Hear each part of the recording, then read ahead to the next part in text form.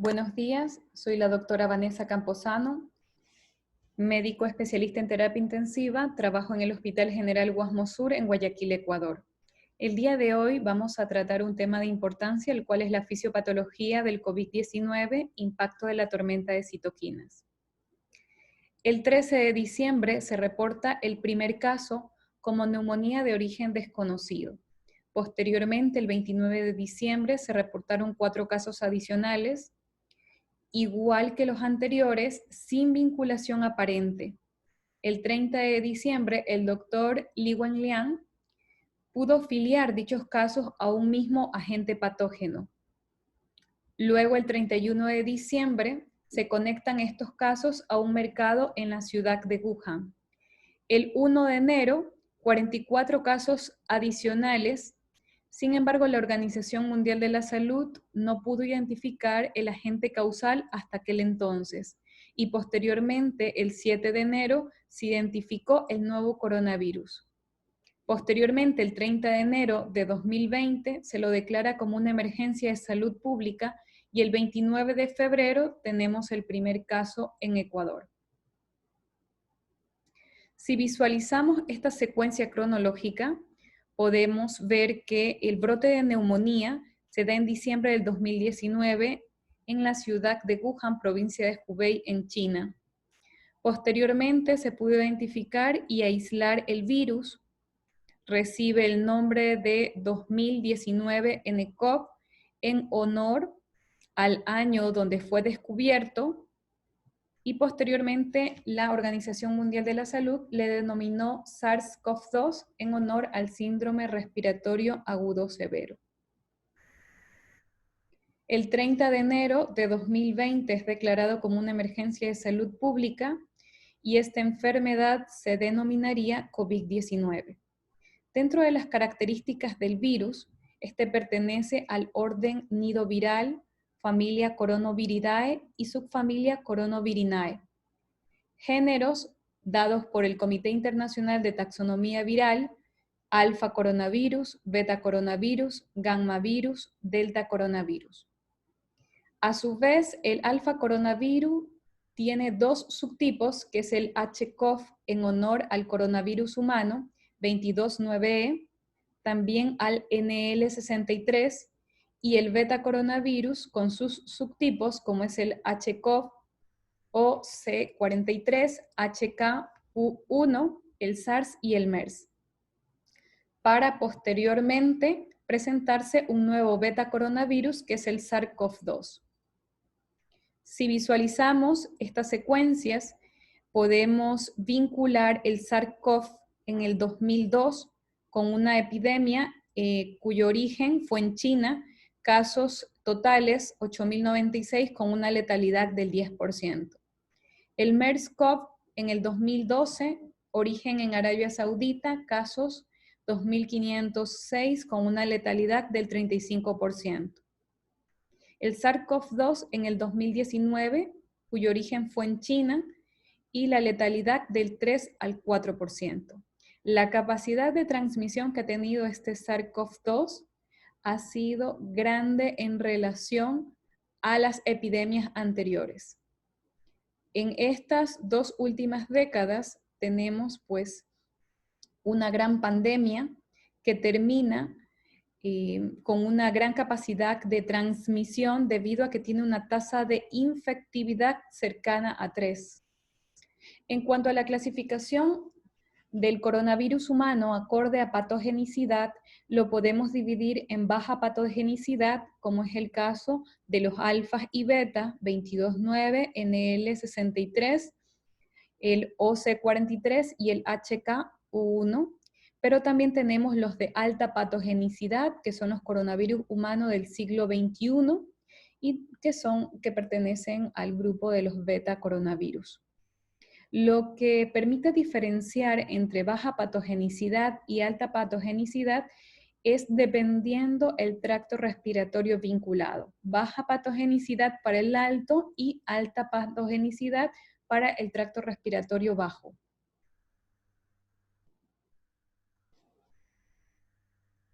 El coronavirus recibe su nombre gracias justamente a las glucoproteínas que forman parte del mismo.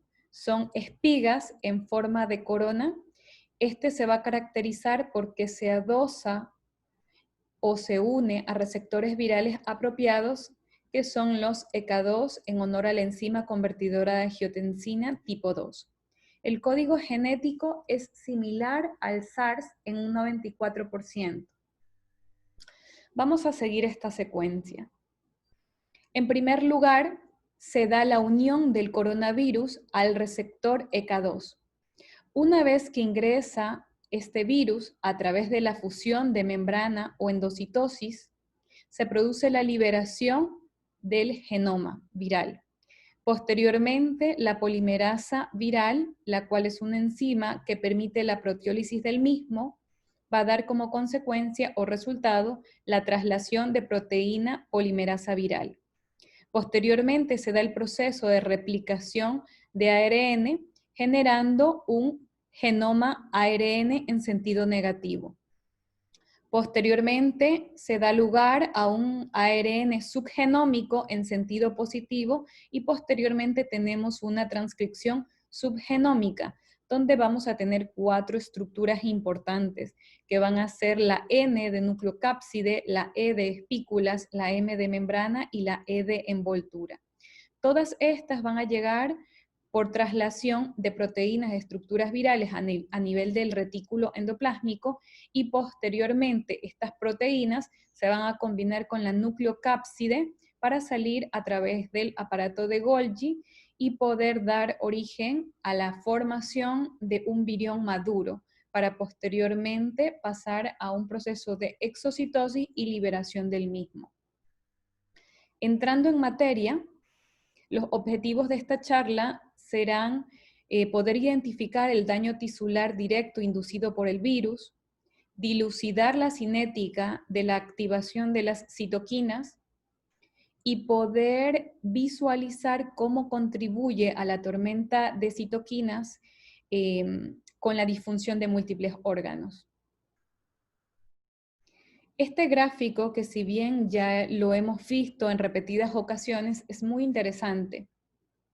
Este permite dividir a la enfermedad en 3 estadios, donde el estadio 1 de infección temprana se va a caracterizar por una fase de respuesta viral amplia, donde los pacientes van a tener síntomas leves, como es el caso de tos seca, diarrea, cefalea, fiebre. En el estadio 2, que es la fase pulmonar, que a su vez se la subdivide en 2A y 2B, donde hay un compromiso pulmonar y podemos ver síntomas clínicos, algunos vinculados con hipoxia. Y posteriormente la fase de hiperinflamación, la cual se va a caracterizar por una clínica de distrés, SIRS, shock o incluso falla cardíaca. Analizando mejor estos estadiajes, la etapa 1 considerada como leve o de infección temprana, donde se manifestaba por lo anteriormente dicho, este se va a vincular debido a que el virus entra en contacto con la enzima convertidora de angiotensina tipo 2. Por ende, el objetivo en esta fase será la limitación del virus para mejorar el pronóstico y la recuperación de nuestros pacientes. En la etapa 2 se considera una fase moderada, sin hipoxia 2A y con hipoxia 2B. Es decir, en esta etapa, muchos de nuestros pacientes tendrán una clínica caracterizada por una PAFI menos de 300 milímetros de mercurio. Podemos ver a nuestros pacientes con taquipnia, teniendo una respiración por encima de 30 por minuto. Vamos a tener pacientes con una saturación periférica menor a 93%. En la etapa 2A se trata de evitar el uso de corticoides por una simple razón. Siempre nuestras líneas de defensa van a disminuir la replicación viral. Por ende, al dar alguna terapia antiinflamatoria o inmunosupresora, vamos a bloquear estos mecanismos que disminuyen la replicación viral y por lo tanto enlentecen el clearance. En el caso del 2B, puede ser útil la terapia antiinflamatoria dada por corticoides, inhibidores de interleuquina 6 o en el caso, por ejemplo, de interleuquina 1 bloqueantes. En la etapa 3, considerada como una etapa grave de hiperinflamación, se va a caracterizar por un síndrome que es el síndrome de hiperinflamación sistémica extrapulmonar, y actualmente se denomina pues una etapa de linfohistiocytosis hemofagocítica secundaria, donde la terapia antiinflamatoria está tomando actualmente auge. Vamos a recordar un poco sobre el sistema de renina-angiotensina-aldosterona. El riñón es capaz de generar renina. Esta renina va a actuar sobre la angiotensinógeno que proviene del hígado para ser transformada en angiotensina 1. Por acción de la enzima convertidora angiotensina, se va a transformar de angiotensina 1 en angiotensina 2. Pero lo relevante de la angiotensina 2 son todos los efectos que podemos encontrar a partir del mismo. Es un inductor positivo de la actividad simpática, pero a su vez aumenta la reabsorción de sodio, de cloro, de agua e incrementa la excreción de potasio. A su vez, la angiotensina 2 va a tener un efecto positivo a nivel de la corteza de la glándula suprarrenal, incrementando la secreción de aldosterona. Otro efecto positivo es la vasoconstricción arteriolar con un aumento de la presión sanguínea. Y otro efecto positivo es a nivel del lóbulo posterior de la hipófisis, generando pues un estímulo para la secreción de hormona antidiurética, la cual a nivel del conducto colector incrementará la absorción de agua. Todo esto genera mayor retención de agua, de sodio, volemia aumentada y un incremento en la perfusión del aparato yuctaglomerular. Este va a tener un efecto negativo hacia el riñón en cuanto a la producción de renina. En esta revista, que es de prestigio, que es el New England Journal of Medicine, podemos ver este artículo que me pareció muy interesante sobre el uso de inhibidores del sistema de renina-angiotensina-aldosterona en pacientes con COVID-19. Haciendo un análisis en este gráfico, nosotros podemos ver que infecciones locales o sistémicas o incluso sepsis se vincula con este sistema de renina-angiotensina-aldosterona. Pero bueno, vamos a hablar sobre estos fármacos. En el caso de los inhibidores de enzima convertidora de angiotensina, el efecto será bloquear la transformación de angiotensina 1 en angiotensina 2. Y en el caso del bloqueante del receptor de angiotensina, evitará que esta angiotensina 2 actúe sobre dicho receptor. Hay muchos estudios a favor del uso de IECA o de ARA en pacientes con coronavirus. ¿Por qué a favor y por qué otros estarían en contra? Bueno, vamos a analizar el primero. En el caso de la angiotensina 1, que normalmente se transforma en angiotensina 2, vamos a tener un sinnúmero de efectos deleterios, como es el caso de la injuria pulmonar aguda, como es el caso del remodelado miocárdico, como parte de un efecto adverso, vamos a tener vasoconstricción e incremento de la permeabilidad vascular. Otro efecto adverso que podemos tener pues son los cambios estructurales profundos a nivel del miocardio. Sin embargo, otra cosa que está a favor del uso del mismo es que cuando se da el proceso de entrada inicial a través de la enzima convertidora de angiotensina 2, se produce una regulación a la baja. Es decir, disminuye la expresión de la enzima convertidora de angiotensina 2 y por ende el resultado final será un incremento de la actividad de este receptor de angiotensina 2 tipo 1 con incremento de injuria pulmonar aguda y lo que anteriormente habíamos mencionado. Por lo tanto, si bloqueáramos este sistema renina-angiotensina-aldosterona, esto permitiría evitar esta injuria pulmonar aguda y otros efectos adversos cardiovasculares. ¿Por qué otros artículos, en cambio, están en contra del uso de estos fármacos?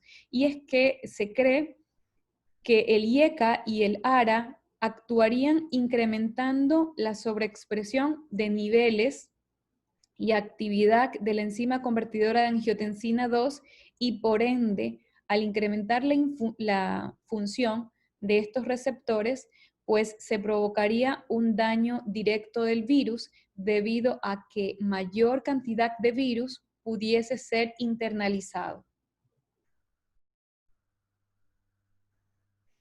El SARS se lo pudo encontrar en el 35% de las autopsias de miocardio, se encontraron partículas virales en ARN y este se asoció a una expresión reducida del receptor de enzima convertidora de angiotensina tipo 2.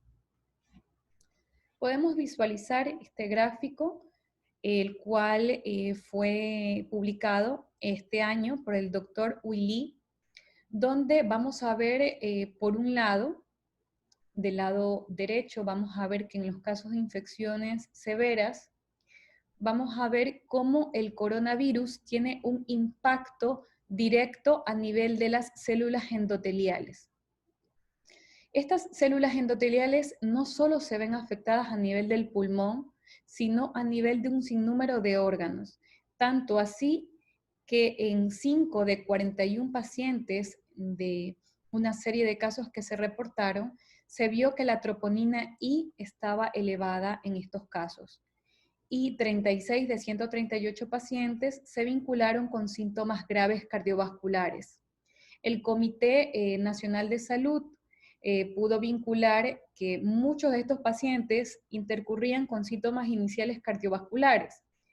El punto era saber por qué es lo que los vincula.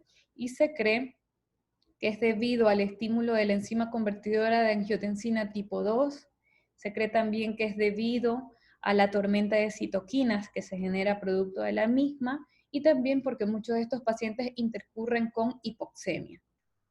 Sin duda alguna, hay alteración cardiovascular, también encontramos lesión renal y lesión hepática. Y acá vemos pues los estadiajes, ¿no? El paciente con infección asintomática, el paciente con infección leve, el paciente con infección severa. En la segunda fase, que es la fase pulmonar, esta se va a caracterizar porque, como visualizamos en este gráfico, tenemos células tipo 1 y células tipo 2. Las células alveolares tipo 1 se van a caracterizar porque proporcionan más del 95% del área de superficie alveolar y van a tener la capacidad de absorber fluidos de los espacios aéreos mediante canales apicales de sodio y bombas vasolaterales de sodio-potasio ATPase, permitiendo que dicho líquido que esté en el espacio alveolar pueda llegar al intersticio pulmonar y finalmente ser reabsorbido por vasos linfáticos y microcirculación. Esta barrera restringe el paso de solutos pequeños, pero permite la difusión de dióxido de carbono y oxígeno. En el caso de la fisiopatología del COVID-19, vamos a ver que existe una migración de grandes cantidades de neutrófilos, los cuales residen a nivel de los capilares alveolares. Estos van a poder movilizarse rápidamente hacia espacios aéreos. Aquí ustedes pueden visualizar cómo por mecanismo de diapédesis pueden migrar a través de células endoteliales dañadas, las cuales están edematizadas, permitiendo la llegada del neutrófilo a nivel del intersticio y posteriormente, debido a que la barrera alveolo-capilar está dañada, puede ingresar al alveolo. ¿Cómo se produce? Producto de la infección, la activación del macrófago alveolar con el incremento de factor de necrosis tumoral alfa, interleuquina 8, interleuquina 6, a su vez este es el encargado de reactivar a este neutrófilo. Y a su vez este neutrófilo incrementa los leucotrienos, oxidantes, factor activador de plaquetas, proteasas. Todo esto sumado, es decir, la permeabilidad del endotelio pulmonar, el edema a nivel del intersticio, el daño del epitelio alveolar, es capaz de generar edema de espacio alveolar y pues nos ayudaría a dilucidar el mecanismo de hipoxia mediante shunt. Aquí podemos ver las dos caras de un alveolo normal y un alveolo lesionado durante la fase aguda. En la etapa 3 existe la hiperinflamación sistémica o síndrome de hiperinflamación sistémica. Se va a caracterizar por una tormenta de citoquinas donde vamos a ver como resultados la formación de coágulos, shock, injuria pulmonar, muerte celular, inmunoparálisis, falla renal. Todo esto genera inflamación, falla de órgano e infección. En este artículo que fue publicado en el Cellular and Molecular Immunology por el Dr. Qian Liu, podemos observar que en el caso de las infecciones virales son capaces de provocar un estímulo directo a nivel de las células epiteliales, pero también un estímulo indirecto a nivel del macrófago alveolar. Sea por cualquiera de los dos caminos, van a terminar en un incremento tanto de citoquinas como de quimiosinas a nivel del intersticio. Esto va a generar una mayor migración de células inflamatorias, como es el caso de linfocitos, como es el caso de monocitos o como es el caso de neutrófilos, permitiendo la migración de dichos componentes celulares inflamatorios al intersticio y posteriormente dentro del espacio alveolar. Este gráfico que me parece muy didáctico, donde vemos el ingreso del virus con el daño o disrupción de las células epiteliales, es capaz de generar dos tipos de tormenta. Una se denomina primaria y la otra secundaria. En el caso del incremento de las citoquinas primarias, vamos a ver un incremento de la interleuquina 6, incremento del factor de necrosis tumoral alfa, vamos a ver un incremento de la interleuquina 18, de la interleuquina 1B específica, interleuquina 33, interferón 1 y 3, y dentro del interferón 1 tenemos los subtipos alfa y beta. Todo esto es estimulado gracias a las células dendríticas y a los monocitos. Pero también tenemos que saber que esta línea celular, con esta respuesta de citoquinas primarias, tiene un objetivo de disminuir la replicación viral. Una vez que se generó esta respuesta de citoquina primaria, a su vez hay una tormenta de citoquinas secundarias que no va a ser más que una respuesta estimulada por un subgrupo de citoquinas. Y acá vamos a tener las natural killer, tenemos la que está promulgada tanto por los linfocitos TCD8, vamos a tener células linfocitarias tipo 2, vamos a tener células T reguladoras, vamos a tener los linfocitos TH2. Y a su vez, estos van a estimular el interferón gamma, la interleuquina 10 y la interleuquina 5. ¿Cuál es la importancia de saber esto? Que va a aumentar la eliminación del virus. Sin embargo, cuando se da esta citoquina secundaria, cualquiera de estas ataca indiscriminadamente. Por ende, no distingue el virus de las células normales, produciendo pues daño a nivel del tejido, de las células endoteliales o de las células alveolares. Tanto la interleuquina 1B específica, al igual que la interleuquina 6, factor de necrosis tumoral, toda respuesta en etapa temprana será capaz de generar un proceso de recuperación, pero en etapa tardía son capaces de generar una respuesta inflamatoria dañina y mortalidad.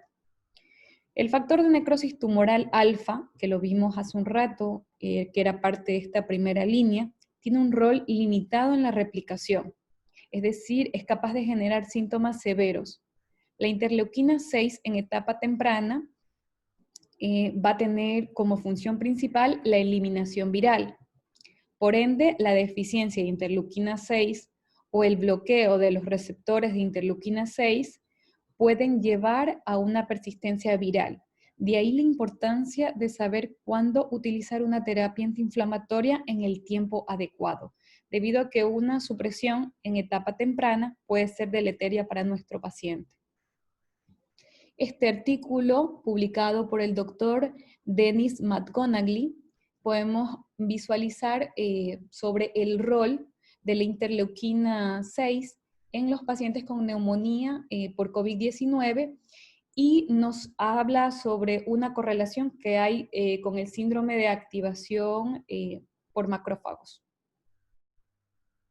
Yo tengo que reconocer que existen dos hipótesis en cuanto a la fisiopatología y la inmunología de los pacientes con coronavirus. Yo tengo que recordar que se lo ha afiliado mucho a la linfohistiocytosis hemofagocítica, la cual hay primaria y secundaria. En el caso, por ejemplo, de la primaria, vamos a ver un estado de inmunosupresión hiperinflamatoria, y acá vamos a ver en este cuadrante donde hay pérdidas de función de los linfocitos T.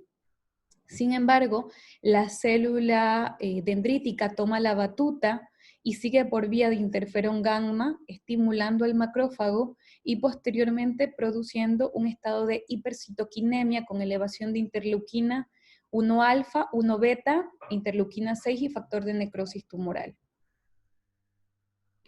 Si lo correlacionamos con el COVID-19, nos vamos a dar cuenta que existe un subtipo, se podría decir en hipótesis, ¿no?, de inmunosupresión temporal, donde ocurre algo muy similar a la linfohistiocytosis primaria, donde hay una pérdida de los linfocitos T, CD4 y CD8, producto de la infección por coronavirus.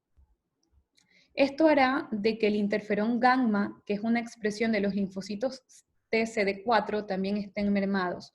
Por ende, el macrófago es estimulado por múltiples vías, entre aquellas la injuria del tejido pulmonar, generando incremento de las citoquinas, y por ende yo pudiese decir que cuando esta primera línea está afectada, yo voy a tener un incremento de la tormenta secundaria con elevación abrupta de la interleuquina 6, lo cual terminará en un incremento del daño de tejidos.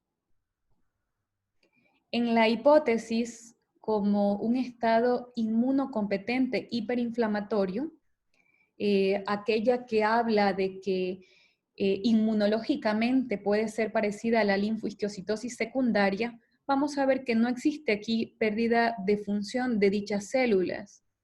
Por ende, la vía de formación del interferón gamma es justamente dependiente de estas células T y de las células dendríticas, estimulan al macrófago con elevación de la hipercitoquinemia. En el caso, por ejemplo, de las infecciones por COVID-19 en estados inmunocompetente hiperinflamatorio, vamos a ver que ocurrió exactamente lo mismo que vimos en la linfohistiocytosis secundaria, donde estas células fueron capaces por vía del interferón gamma estimular al macrófago y eleva las citoquinas a predominio de interleuquina 6, pero no de la misma forma que los estados de inmunosupresión hiperinflamatoria. Este sería el mecanismo por el cual múltiples pacientes responden de forma diferente ante una misma infección. En algunos, pues llegan a presentar una clínica florida y otros, sin embargo, tienen síntomas leves.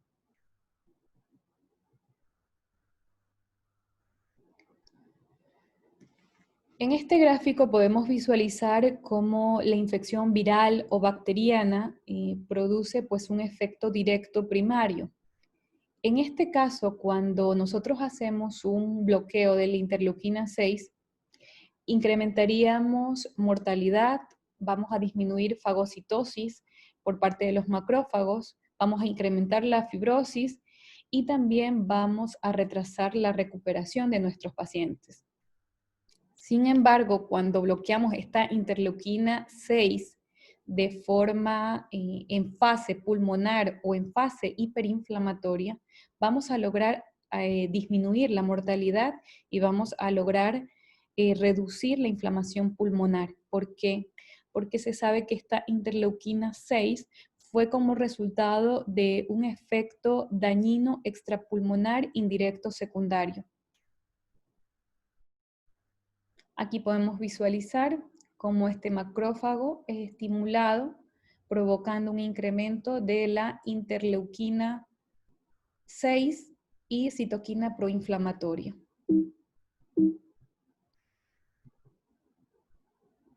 Esta interleuquina 6 se va a unir al receptor formando un complejo, el cual a su vez se va a unir a la glicoproteína 130, provocando pues daño de la misma.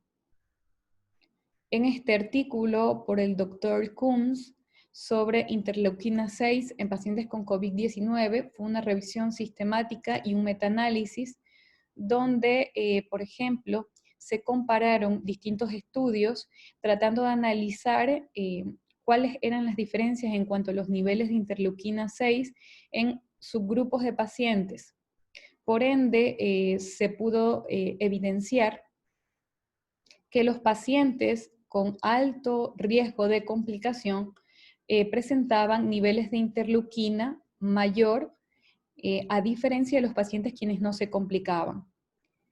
Al igual, la interleuquina 6 ayudó como criterio de admisión a UCI. Aquellos pacientes con niveles pues, elevados tenían mayor requerimiento de ingreso a UCI versus los que no presentaban pues, niveles altos. Asimismo, cuando se comparó los pacientes no severos versus críticos o severos, fue evidente que el nivel de interleuquina 6 jugaba pues, un rol importante.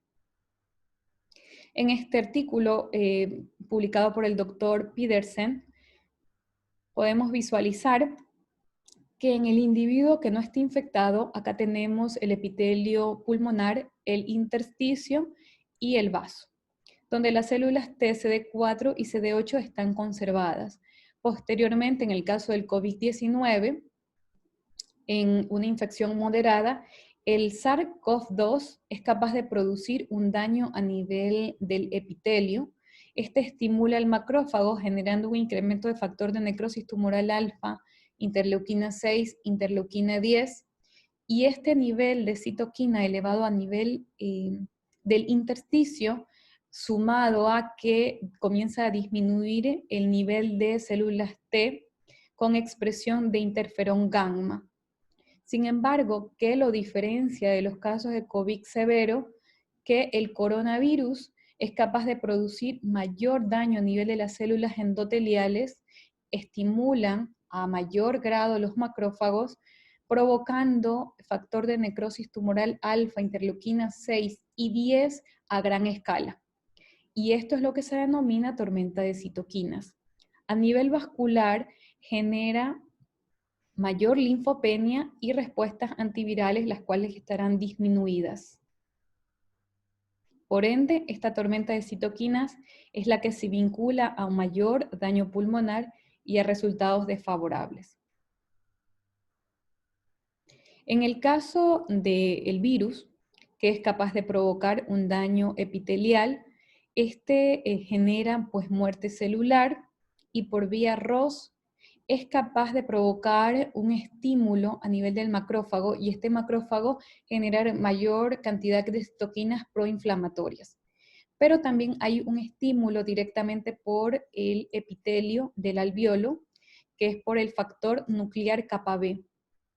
Todo esto es capaz de generar pues, el incremento de estas citoquinas que también van a actuar como un ciclo cerrado capaz de provocar infección bacteriana por una disrupción de la barrera epitelial. Este artículo que habla sobre la hiperferritinemia en pacientes críticos por el doctor Leitman analiza un total de 2.623 pacientes entre el 2006 al 2018 en Berlín. Y pues este artículo nos manifiesta que el valor incrementado de ferritina estaba vinculado a mayor inflamación y podía ser utilizado como un predictor pronóstico. A su vez, este estudio divide en 4 grupos, uno de linfohistiocytosis hemofagocítica, otro de shock séptico, sepsis, entre otros. Como podemos visualizar, los pacientes con un score SOFA, la admisión de la UCI, fue mayor en los pacientes con linfohistiocytosis hemofagocítica, El nivel máximo de score SOFA fue mayor justamente en estos pacientes y también podemos visualizar que estos pacientes presentaban un mayor porcentaje de mortalidad. Muchas veces estos pacientes con linfohistiocytosis hemofagocítica eran difíciles de discriminar entre los pacientes con shock séptico. El grupo de otros se lo vinculó sobre todo a pacientes que tenían valores de ferritina altos, que presentaban pues una base de falla renal, falla hepática o alguna enfermedad maligna. En este histograma podemos visualizar que por encima de 1314 microgramos por litro se vinculó como un factor de peor pronóstico. Y entre más elevado era dicho valor, se lo pudo filiar con una causa probable de linfohistiocytosis hemofagocítica. Si era por encima de este valor, es decir, 4.621 microgramos por litro, 67% de sensibilidad y 77% de especificidad. Si era por encima de 9.083 microgramos por litro, se lo vinculó a un 93% de sensibilidad y 92% de especificidad en el caso del HLH. A mayor ferritina, peor pronóstico. Cuando se investigaron estos casos de HLH, fue significativo el nivel máximo de ferritina cuando se lo comparó con sepsis y cuando se lo vinculó con shock séptico. Pero cuando también se comparó estos casos de shock séptico y de sepsis sin shock a los otros diagnósticos, también fue significativo el nivel. Este artículo publicado por este grupo de médicos italianos que habla sobre el microclots, que es un síndrome tromboinflamatorio y de la microcirculación pulmonar, como una hipótesis de un síndrome de estrés respiratorio agudo atípico, demostró que en este gráfico, por ejemplo, podemos ver cómo el coronavirus se adosa al receptor de ECA, entra a la célula, se replica y posteriormente desencadena un daño celular directo. Este a su vez es capaz de liberar signos proinflamatorios, permitiendo el reclutamiento de leucocitos, incrementando a su vez citoquinas proinflamatorias, como es el caso de la interleuquina 1, 6, 8 e interferón gamma. Esto es capaz de generar injuria del tejido, daño endotelial vascular, daño epitelial alveolar. Existe una pérdida de la relación BQ y también vamos a tener como consecuencia del mismo trombosis microvascular. Volvemos a este gráfico que hace un rato pues lo pusimos en otra diapositiva y podemos darnos cuenta que el mismo coronavirus, que era capaz de producir estragos directos a nivel de la célula epitelial, incrementaba la producción de fibrina, era capaz de activar plaquetas, era capaz de generar un incremento de la vasoconstricción, y este se lo había vinculado a que en algunos pacientes, por ejemplo, en el grupo de TAN y colaboradores, el 71% de los pacientes con coagulación intravascular diseminada de los no sobrevivientes se vinculó a una escala de SID mayor a 5. Sin embargo, por otro lado, otros estudios manifestaron que no había vinculación con SID, sino más bien con complicaciones tromboembólicas localizadas y que muchos pacientes presentaban tromboembolismo pulmonar en un 17%.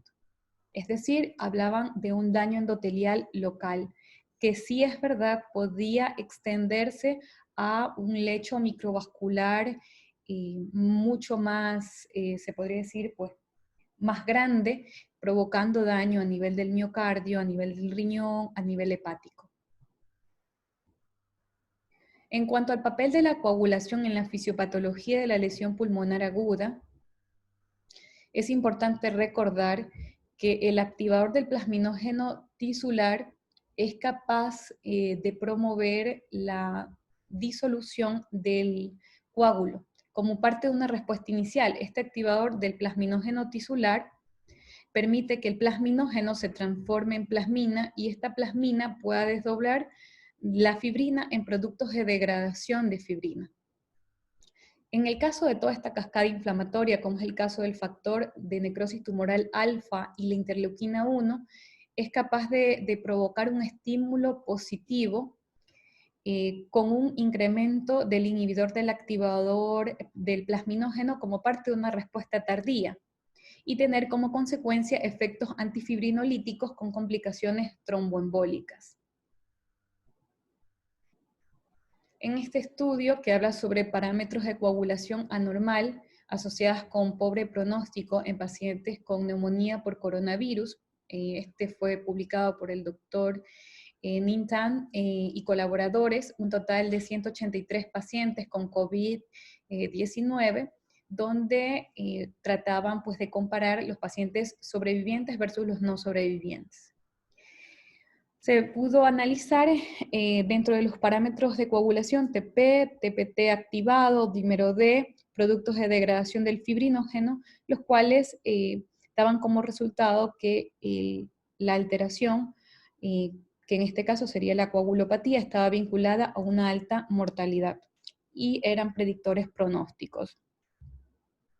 Aquí podemos visualizar en verde los sobrevivientes, los no sobrevivientes versus los sobrevivientes que son de color azul.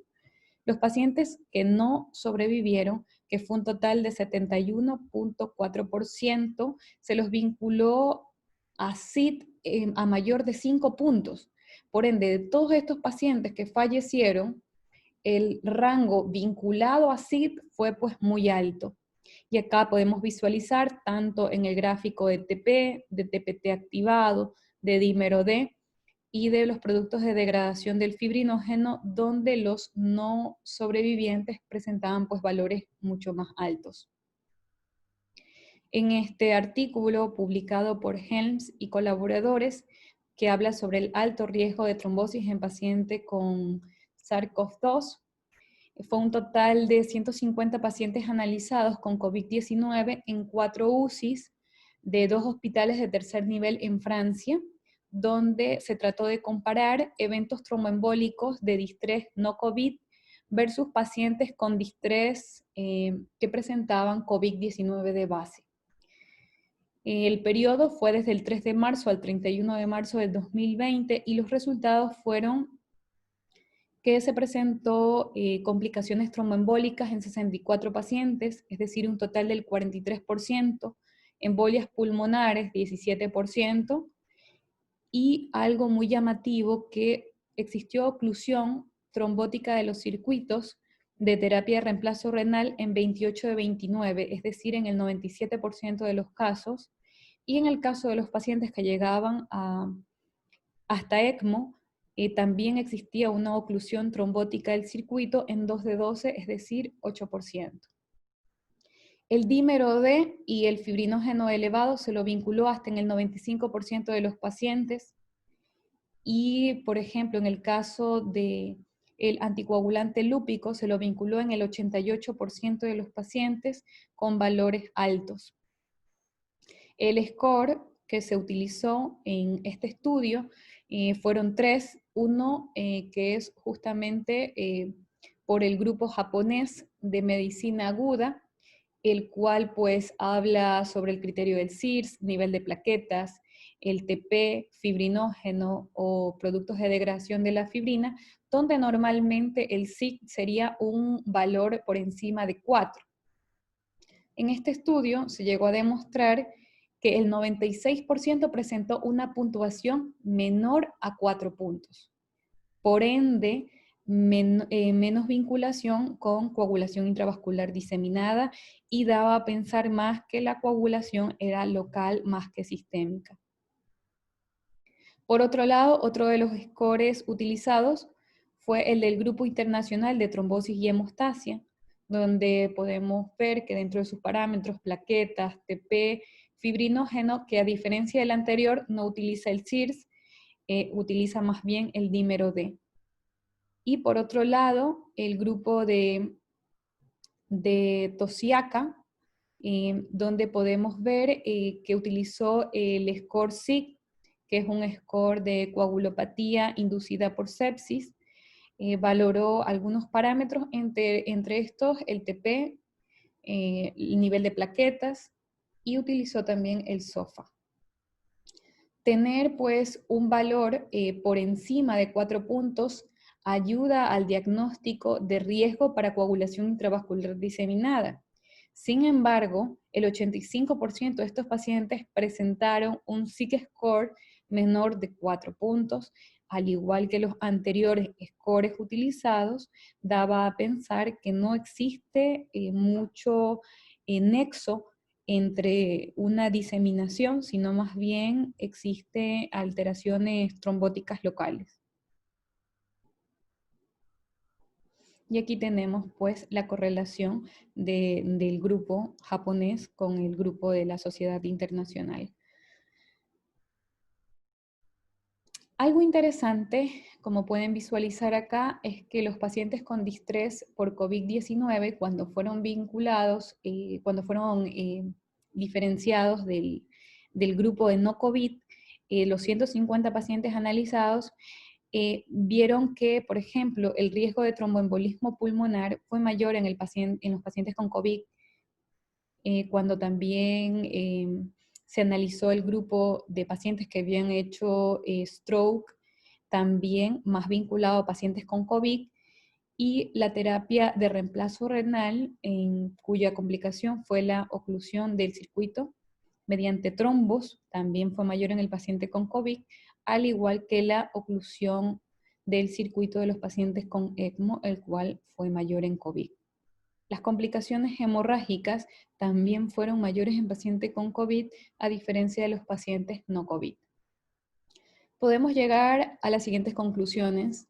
La tormenta de citoquinas podría desempeñar un papel importante en la inmunopatología del COVID-19. La interleuquina 6 se vincula a mayores complicaciones con criterios de internación y severidad. La ferritina es un marcador inflamatorio independiente asociado a mortalidad. La tormenta de citoquinas es capaz de estimular el factor tisular en las células endoteliales con complicaciones tromboembólicas.